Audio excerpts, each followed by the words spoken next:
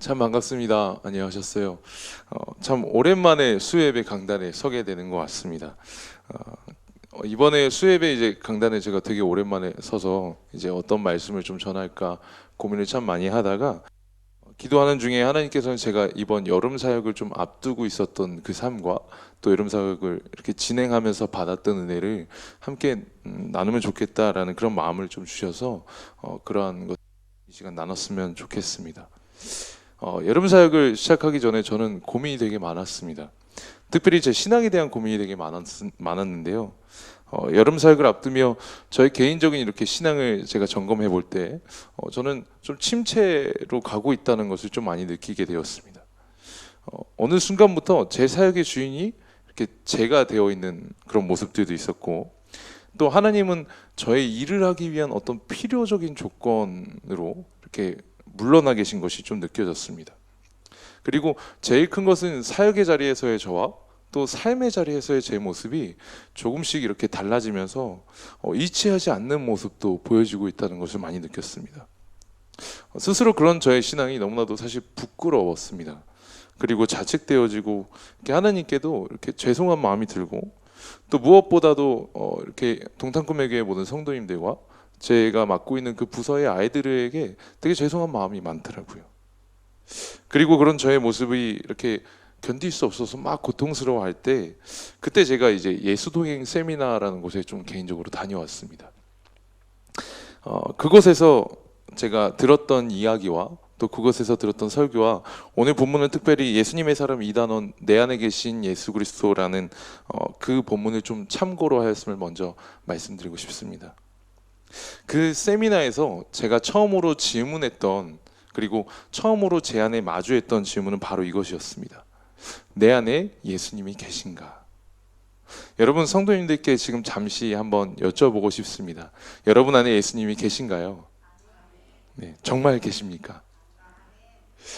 제가 이 신앙의 질문을 많은 신앙인들께 이렇게 질문하게 되면 처음에는 대부분 네, 그렇게 대답을 많이 합니다. 그런데 제가 집요하게 진짜? 정말로? 막 이렇게 질문하기 시작하면 그때 돼서는 잘 모르겠는데 이렇게 얘기하시는 분들이 좀 많더라고요. 제가 그 이유를 좀 생각해 보니까 우리 안에는 사실 그런 마음들이 있죠. 하나님 앞에 나아갔을 때 내 안의 부족함을 잘 알고 있기 때문이라고 저는 생각합니다.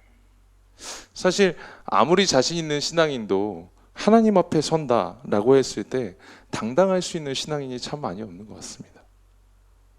내 개인적인 죄나 환경에서 흔들렸던 믿음들이나 또는 나의 연약함, 그런 것들을 우리는 너무 스스로 잘 알고 있기 때문인 것 같습니다.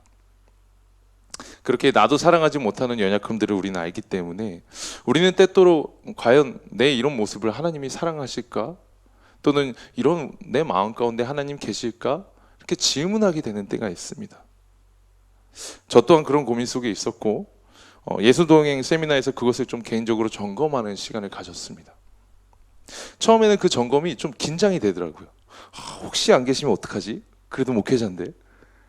그런데 그 점검 시간을 통해서 제 안에 예수님이 살아계시다는 것을 점검했고, 또 제 안에 계신 예수님의 유익에 대해서 더 깊이 체험하는 시간을 가지기도 했습니다. 성경은 우리에게 우리 안에 계신 예수님을 확증하라라고 말씀하시죠. 우리 고린도후서 13장 5절에서 6절의 말씀을 함께 읽도록 하겠습니다. 너희는 믿음 안에 있는가? 너희 자신을 시작하고 너희 자신을 확증하라. 예수 그리스도께서 너희 안에 계신 줄을 너희가 스스로 알지 못하느냐? 그렇지 않으면 너희는 버림받은 자니라. 우리가 버림받은 자 되지 아니한 것을 너희가 알기를 내가 바라고. 아멘.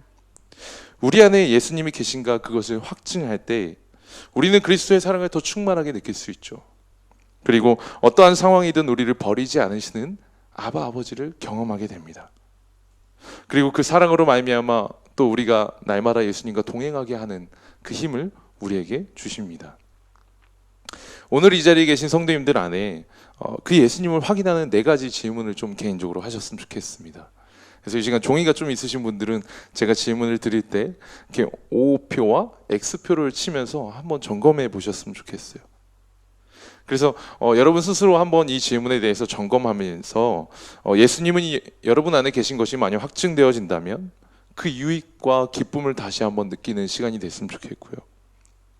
이 질문을 통해 예수님이 내 안에 계시지 않는 것이 만약 느껴지는 분들이 있다면 이 시간 예수님을 다시 한번 초청하면서 그 예수님을 우리의 마음 가운데 주인으로 모시는 시간이 되기를 소망합니다. 준비되셨나요? 네. 그러면 우리 첫 번째 질문부터 함께 나갔으면 좋겠습니다. 첫 번째 질문은 이것입니다.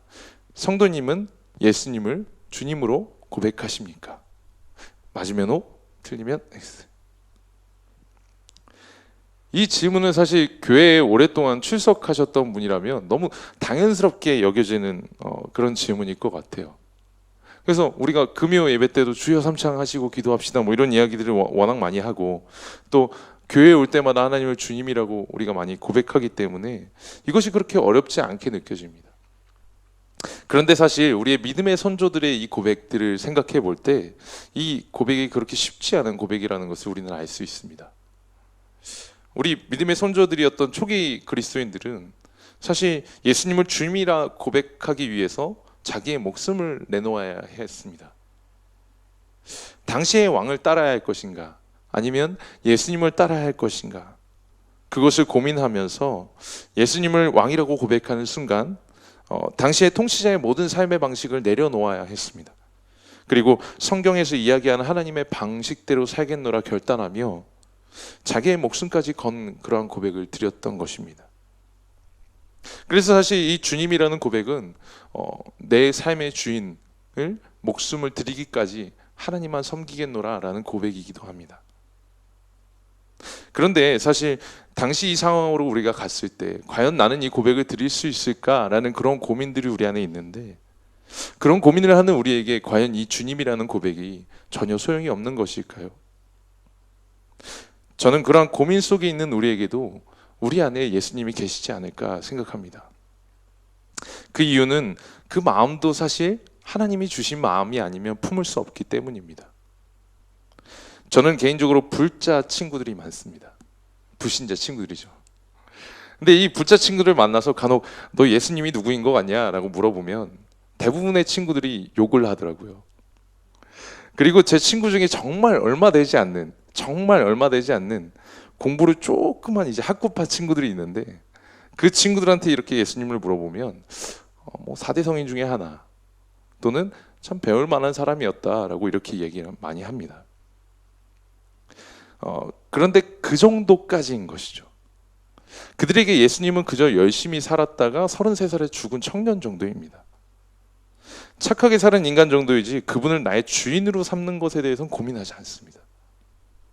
만약 여러분이 주변에 예수님을 믿지 않는 분이 계셔서 그분들에게 혹시 예수님이 누구인 것 같으세요? 라고 질문하셨을 때 만약 그분이 예수님은 내 삶의 주인이시죠 또는 주님이시죠 라고 고백한다면 그때는 1577-1801로 전화하시면 됩니다.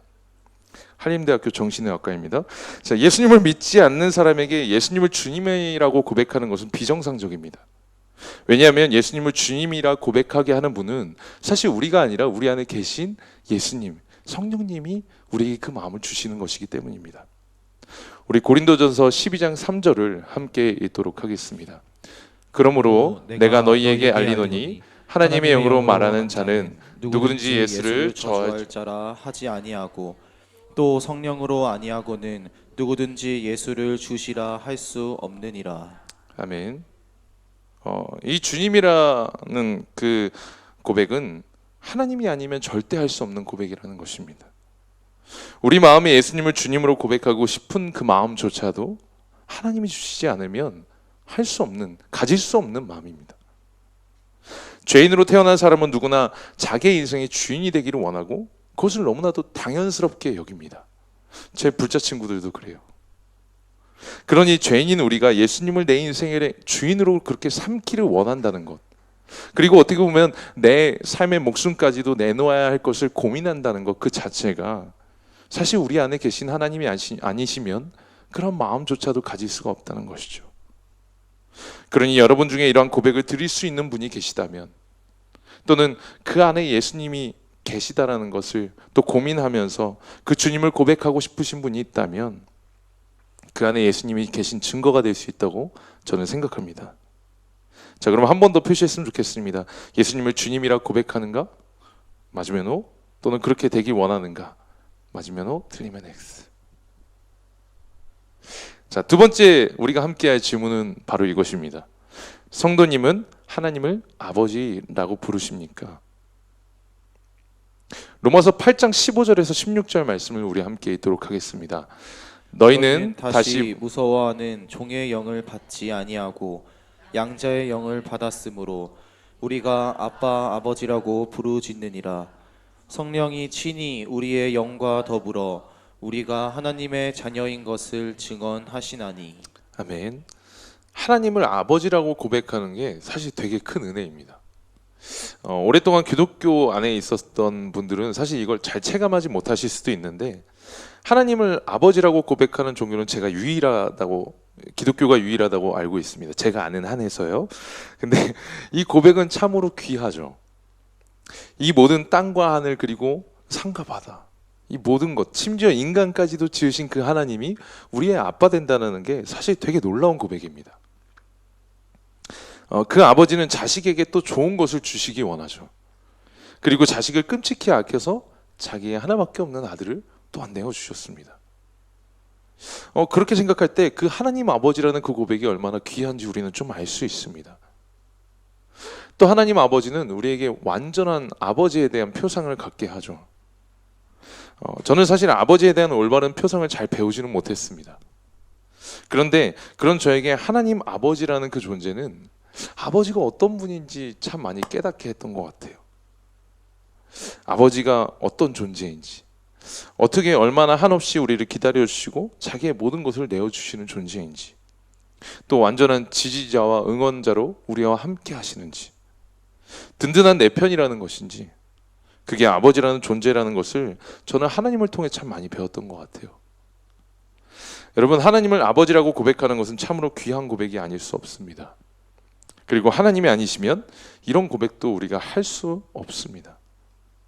우리를 자녀 삼아 주신 그분의 은혜가 선행되어질 때 우리가 하나님을 아버지라고 부를 수 있다는 것이죠.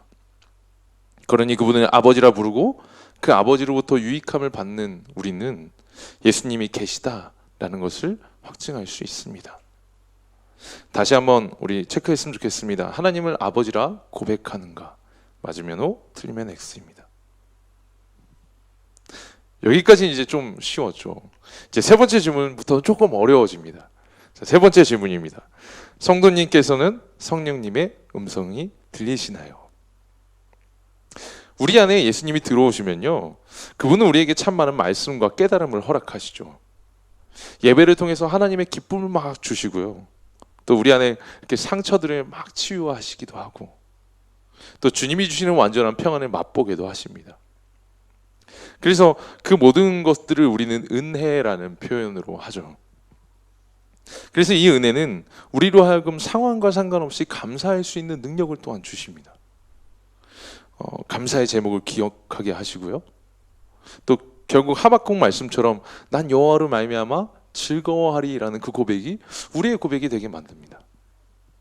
이것은 바로 우리 안에 계신 성령의 하나님이 우리에게 주신 은혜이죠. 그런데 그 성령의 음성은 이렇게 우리에게 즐거움을 주실 때도 있는데요, 때로는 우리 안에게 너무 어려운 말씀을 주실 때가 있습니다. 우리 요한일서 4장 12절에서 13절 말씀을 함께 읽도록 하겠습니다. 어느 때나 하나님을 본 사람이 없으되 만일 우리가 서로 사랑하면 하나님이 우리 안에 거하시고 그의 사랑이 우리 안에 온전히 이루어지느니라.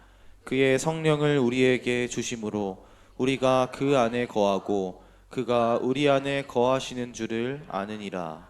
아멘. 우리 안에 하나님이 들어오시면 하나님은 우리를 그 말씀대로 살려는 마음을 주십니다. 원수를 사랑해야 되는 마음들이나 이웃을 사랑해야 되는 마음, 그리고 내 안에 죄에 대한 어떤 죄책감들을 주시죠. 사실 이런 마음을 주실 때 우리는 그것을 따르지 않을 때 또한 불편함을 느끼기도 합니다. 제가 학생부서에서 아이들한테 싸움을 이기는 한 가지의 절대적인 방법을 알려줬습니다. 놀라시는 분이 있는데 그런 것이 아니니 그렇게 상상하지 마시고, 그 방법은 바로 예배의 자리에 나오지 않는 것이었어요. 사실 기도하지 않고 말씀 안 본 사람이 무조건 싸움에서 이기죠. 왜냐하면 기도하면 무조건 저는 지는 것 같습니다. 여러분, 하나님이 우리가 기도하면 우리 편을 솔직히 들어주시나요? 네, 속상할 만큼 안 들어주시더라고요. 항상 우리 안에 계신 성령님이 우리를 그냥 두시지 않습니다. 먼저 기도하고 말씀 본 자가 너 쟤 용서해라. 너 먼저 사과해라. 야, 내가 이렇게 십자가 졌는데 너 이렇게 할 거야? 이건 반칙이죠, 그죠? 이 말씀을 듣고 우리 안에 사실 불편해서 견딜 수가 없습니다. 그렇기 때문에 부부 싸움을 하시거나 다른 사람하고 이렇게 싸움을 하신 분들은 이기고 싶으시면 예배의 자리를 좀 피하시면 됩니다. 부디 적용하시는 분이 없길 소망합니다. 사실 진짜 그렇죠. 우리 안에 계신 성령님이 사랑과 용서의 영이시기 때문에 우리 안에 정말 예수님이 계시다면 우리는 용서할 수밖에 없습니다. 사랑할 수밖에 없고요. 그에게 먼저 또 다가갈 수밖에 없습니다. 우리 안에 계신 성령님은 그분이 먼저 우리를 위해 십자가 지신 분이심을 기억하게 하시죠. 그래서 먼저는 그 큰 사랑을 받은 우리의 존재에 대해서 다시 한번 생각하게 됩니다. 그리고 결국은 그 사랑을 실천하는 삶으로 우리 인도하십니다. 그리고 그 말씀대로 따르지 않을 때 우리의 마음 가운데 성령님은 때로 근심하시는 마음을 주시죠. 우리 에베소서 4장 30절 말씀을 함께 읽도록 하겠습니다. 하나님의 성령을 근심하게 하지 말라. 그 안에서 너희가 구원의 날까지 인치심을 받았느니라. 아멘. 이렇게 성령님은 우리가 그 말씀대로 살지 않을 때 근심하는 마음도 허락하십니다. 그러니 우리 안에 말씀대로 살려는 마음, 말씀대로 따르지 않았을 때 그 오는 불편함, 그 모든 것은 사실 우리 안에 성령님의 음성이 존재하며 우리 안에 예수님이 계시다라는 증거입니다. 이 시간 한 번 더 표시하셨으면 좋겠습니다. 우리 안에 성령님의 음성이 들린다면 O, 들리지 않는다면 X입니다. 네, 마지막 질문은 이것입니다. 원래는 이제 예수님의 사람에는 총 7가지의 질문인데 제가 4가지로 좀 단축을 시켰는데, 마지막 질문은 성도님께서는 하나님의 소원을 품고 계신가요? 라는 질문입니다. 우리 사도행전 1장 8절을 함께 읽도록 하겠습니다. 오직 성령이 너희에게 임하시면 너희가 권능을 받고 예루살렘과 온 유대와 사마리아와 땅끝까지 이르러 내 증인이 되리라 하시니라. 아멘. 많은 분들이 사실 이 질문 앞에서 고민하셨을 것 같아요. 저도 이 질문 앞에서 한참을 서성였었습니다. 그런데 사실 이렇게 생각해 보면 좋을 것 같습니다. 우리 안에 전도에 대한 마음이나 하나님의 나라에 대한 마음들이 있는가라는 그 점검을 해보시면 됩니다. 예수님이 우리 안에 들어오셔서 그분의 기쁨을 경험하게 되면요, 사실 우리는 그것을 되게 전하고 싶어지죠. 내가 무언가 변했다는 것을 사람들에게 알리고 싶고, 또 그렇게 변화된 모습을 보여주기를 되게 원하게 됩니다. 제가 이렇게 사역을 시작하기 전에 회사 생활을 좀 했었는데, 그때 저에게는 이런 강박들이 있었습니다. 회사를 남들보다 1시간 일찍 출근해야 되는 거. 지금은 안 그러죠? 일에서 실수하면 안 되고 일을 반드시 완벽하게 처리해야 한다는 것. 또는 여기서 가장 일을 잘해야 한다는 어떤 그런 강박. 또 모든 사람에게 이렇게 친절한 사람으로 비춰져야 된다는 그런 강박. 사실 이런 강박은 제가 일을 하고 신앙이 좀 이렇게 성숙되면서 많이 사라지고, 이것은 그냥 자연스럽게 흘러나오는 것이구나라는 그런 깨달음이 뒤에 왔었는데, 그러나 그때의 강박이 저는 나쁜 강박만은 아니었다고 생각합니다. 왜냐하면 우리 안에 계신 예수님을 자랑하고자 하는 그 마음에서 출발했었기 때문입니다. 전도에 대한 마음도 마찬가지죠. 우리는 사실 모두 전도에 대한 마음을 가지고 있습니다. 제가 대학생 때였는데 한참 신앙이 막 불타고 있었을 때였습니다. 그래서 그날도 어김없이 이어폰으로 이렇게 찬양을 막 들으면서 하나님이 나를 인도하시는구나 라고 막 느끼면서 그렇게 버스에 올랐는데, 그날따라 버스 아저씨가 너무 난폭운전을 막 하시는 거예요. 뒷자리에 애기가 막 울 정도로, 사람들이 무슨 일 있나 막 이렇게 생각할 정도로 막 욕을 하시면서 난폭운전을 하시는 게 아닙니까? 그때 강도가 얼마나 심했는지 뒤에서 막 거의 난리가 났었습니다. 그런데 제 마음에 이상한 마음이 하나 들기 시작했는데 그 마음은 바로 그분을 전도해야겠다는 생각이었습니다. 그래서 처음에는 그 마음을 막 모른 척하다가 그 마음이 막 자꾸 피어 올라오니까 이걸 견딜 수가 없더라고요. 그래서 한참을 제 머릿속으로 막 시뮬레이션을 했어요. 내리기 전에 말해야 내가 욕을 안 먹고 내릴 수 있겠지. 그래서 내리면서 이렇게 이 타이밍에 예수님 믿으세요 하고 내려야 내가 그래야 욕을 안 먹고 빨리 내릴 수 있겠다. 다른 사람한테 창피하지 않고 막 이런 시뮬레이션을 하면서 이렇게 겨우겨우 간신히 버스 기사님 바로 뒤에 있는 봉을 딱 잡았어요.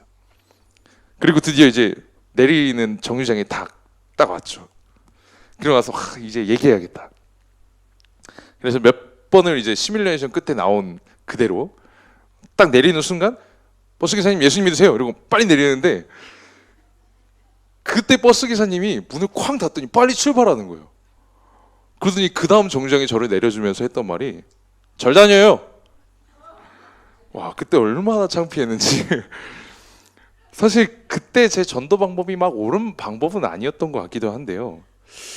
그런데 중요한 것은 그 전도의 마음이 어디로부터 나왔는가라는 게 저는 더 중요하다고 생각합니다. 이렇게 많은 권사님들이나 그런 분들이 이렇게 전도하실 때의 마음을 제가 생각해 볼 때 저랑 되게 비슷했을 거라고 생각해요. 중요한 것은 그 전도의 마음을 바로 하나님이 주신다라는 것이죠. 여러분도 저와 같은 경험이 되게 많으셨죠. 내가 창피하고 왠지 손해보는 것 같은데 그리고 굳이 내 입으로 뭔가 고백해야 될 것 같은 그 불편한 마음들. 예수 믿으세요. 방법적으로 때로는 우리는 문제를 가질 때도 있습니다. 그러나 저는 이 마음은 예수님이 주시는 것이라 확신합니다. 하나님 나라에 대한 소망, 더 많은 이들이 이런 기쁨을 나누기 원하는 그런 소망에서부터 시작한 것이죠. 그래서 이 시간 다시 한번 체크 표시하실 때 우리 점검해 보았으면 좋겠습니다. 성도님께서는 하나님의 소원을 품고 계십니까? 맞으면 O, 틀리면 X입니다. 자, 이제 네 가지를 제가 질문했는데 모두 좀 표시하셨나요? 네 가지에 좀 이렇게 개수를 체크하실 때 혹시 네 개 다 나는 해당이 된다. 손을 한번 들어봐 주시겠습니까? 네, 네, 감사합니다. 세 개. 네, 그 이하는 묻지 않겠습니다. 저는 그때 제 기억으로 한 개 겨우 들었던 것 같아요. 근데 여러분, 이 체크 표시 중에 몇 개 정도 있어야 우리 안에 예수님이 계신 것일까요? 저는 한 개 이상만 돼도 예수님이 계신 것 같아요. 그 겨자씨만한 믿음이죠. 처음에 시작할 때는 너무나도 겨자씨만한 믿음입니다. 그런데 그 믿음을 사용하셔서 예수님이 앞으로 모든 고백을 다 할 수 있도록 인도하시는 것 같아요. 우리 로마서 1장 17절 말씀을 함께 읽도록 하겠습니다. 복음에는 하나님의 의가 나타나서 믿음으로 믿음에 이르게 하나니 기록된 바 오직 의인은 믿음으로 말미암아 살리라 함과 같으니라. 아멘. 그래서 우리 안에 있는 그 겨자씨만한 믿음을 하나님께서는 사용하셔서 더욱더 놀라운 고백으로 더욱더 큰 믿음으로 우리 인도하시는 것 같습니다. 말씀을 정리하겠습니다. 오늘 우리는 네 가지 질문을 통해 우리 안에 예수님이 계신지 점검했죠. 예수님을 주님이라 고백하는가? 하나님을 아버지라 고백하는가? 성령의 음성을 듣고 있는가? 하나님의 소원을 품고 있는가? 이 질문을 통해 우리는 우리 안에 예수님이 계심을 확인하였습니다. 우리 안에 예수님이 계시는 것, 그것이 왜 우리에게 기쁨과 유익이 될까요? 말씀을 마치며 제 개인적인 간증을 나누고 싶은데요. 제가 세미나 안에서 제 안에 계신 예수님을 점검하고 난 후였습니다. 저는 되게 큰 감동과 은혜를 많이 받았어요. 왜냐하면 제 안에 예수님을 발견함과 동시에 그 예수님이 들어오신 제 마음의 자리가 어떤 곳인지 알았기 때문입니다. 그날 사실 저는 선한목적교에서 저희 세미나와 상관없이 특별한 행사를 이렇게 진행하고 있었더라고요. 바로 노숙인 분들에게 식사와 씻을 곳을 제공하는 행사가 저희가 세미나가 진행되는 동안 그 교회에서 또 다른 곳에서 진행이 되고 있었습니다. 저는 세미나 내내 숙식을 그 교회에서 해결을 했거든요. 근데 유달리 둘째 날 제가 잘 못 일어났어요. 새벽 예배 내가 가야 되겠다. 그래갖고 목사님들이랑 같이 방을 썼는데 목사님 저는 좀 일찍 자겠습니다. 그래서 9시 반인가에 누웠어요. 그래서 새벽 예배 가야 되니까 좀 일찍 누워서 기대되는 마음으로 딱 자고 일어났는데 눈 떠보니까 9시더라고요. 9시 15분 예배인데 그래서 제가 15분 만에 막 씻어야 되니까 급하게 샤워장으로 막 달려갔어요. 근데 한참 머리에 이제 뭐 샴푸질도 하고 비누칠을 막 하고 씻고 있는데 밖에서 누가 쾅쾅쾅 두드리는 거예요. 거기 문 열어요 이러시는 거예요. 처음에는 내가 뭘 잘못했나라고 생각했습니다.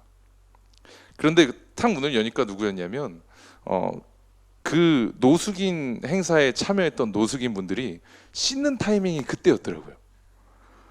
그래서 제가 그분들하고 같이 샤워를 했습니다.